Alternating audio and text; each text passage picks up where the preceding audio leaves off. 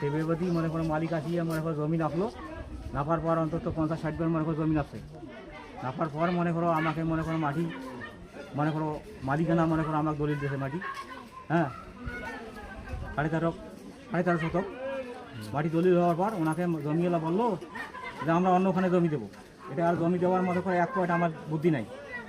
উনি আমার মনে করে জমিওয়ালাকে চাবি ধরলো যে আমি এখানে মনে করো জমি দেবো, হ্যাঁ আমার সাথে মনে করো ওই নিয়ে মনে করো অনেক ঝগড়া, এদিক মধ্যে মনে করো টাকা পয়সা লেনদেন হল, মাটি দলিল হয়ে গেল।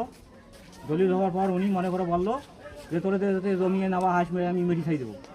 উনি কে? উনি মোখলে স্যার, উনি জমি নেওয়ার সময় মনে করে বললো যে তোর জমি নেওয়া আমি হাঁস মেরি খাই দেবো, হ্যাঁ এই কথা কওয়ার পর আমি জমি এলাকে বললাম ভাই উনি যে মনে করে এই কথা বলতেছে তখন আমি কী বলে বলুক সেই ব্যাপারটা নিয়ে আমরা বিবেচনা করব। ইনি মনে করো বিবেচনা করলো মাটি এলা কইল বেলে তোমার দলিল আমরা ওইখানে দেবো। এখন মাটি এলার থেকে মনে করো ফোর দিয়েছে আমরা মাটি দলিল নেবো না, আমরা ওখানে থাকবো। মাটি এলা বললো যে নজরুলকে তো আমি দলিল দিয়ে দিয়েছি মাটি, ওখানে তো আমার মাটি থাকার কোনো স্কোপ নাই। এখন এইভাবে মনে করো মাটি দলিল হয়ে গেলো এবং এই দিক মধ্যে মনে করো আমার ঝগড়া শুরু হয়ে গেলো। ওই সাথে আজ এখান ভাঙে, কাইল ওখান ভাঙে, কাঠি ভাঙে, অনেক মনে করো ভাঙচুর করে। মোখলে স্যারের যে দাবি যে ঘরটা হচ্ছে তার সম্পত্তির ওপর, আমার সম্পত্তির ওপর, আপনার সম্পত্তির আপনার সম্পত্তির ওপর কাগজপত্র সব আছে? হ্যাঁ কাগজপত্র সব আছে। মোখলে স্যার কোন সূত্রে দাবি করে যে এরকম ওর ঘর ওর রাস্তায়? ও বলতেছে যে মনে করো এটা খাস জমি, জি ও বলতেছে হাজির করানো খাস জমি, এই নিয়ে আমার সাথে মনে করো অনেক মনে করো মারধর হয়েছে।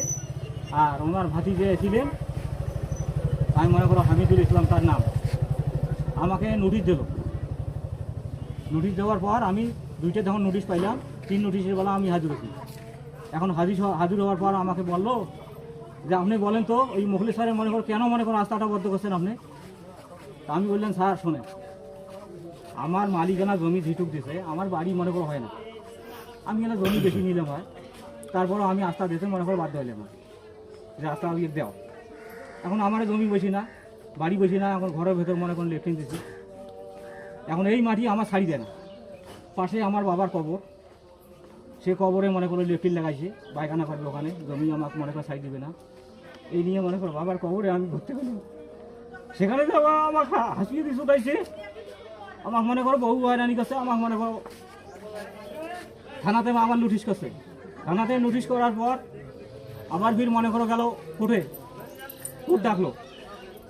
কোর্ট ডাকার পর উনি বললো যে আমার জমি আমি কখনো ছাই দেবো না,